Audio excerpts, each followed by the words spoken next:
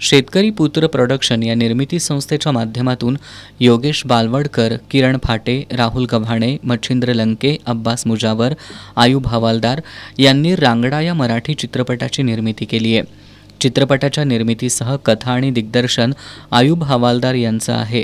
नुकतंच या चित्रपटाचा ट्रेलर लॉन्च झाला असून तो प्रेक्षकांच्या पसंतीस उतरत आहे।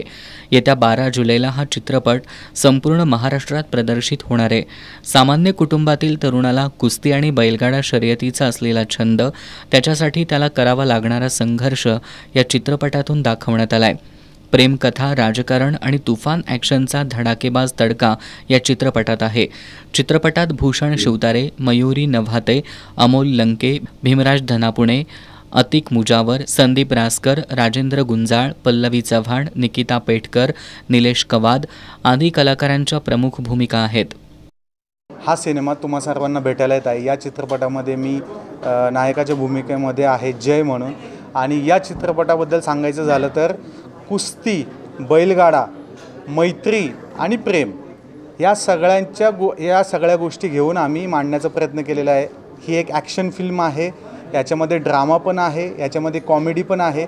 साऊथचा एक्सपिरियन्स आणि रांगडा चित्रपटातला एक्सपिरियन्स बराचसा सारखा होता, पण मला एक आठवण झाली रांगडा चित्रपट करताना की जो काही अनुभव मी साऊथ इंडस्ट्रीमध्ये घेतला होता की भाषा न येतासुद्धा ती जिद्द पकडून मी ते ट्राय केलं आणि ते म्हणजे खूप चांगल्या रीतीने ते कम्प्लीट झालं।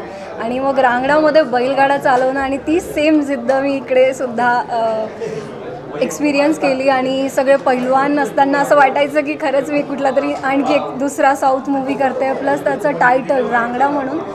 तर खूप सुंदर असा अनुभव होता आणि बरंच काही शिकायला मिळालं। फॅमिलीसारखं वातावरण होतं सेटवर आणि सगळ्यांनी आपल्या भूमिका आहेत त्या खूप चांगल्या पद्धतीने मांडल्या आहेत आणि खूप चांगला चित्रपट झालेला आहे। तर मी सगळ्यांना एकच विनंती करेल की 12 जुलै रोजी हा चित्रपट जवळच्या चित्रपटगृहात नक्की बघा।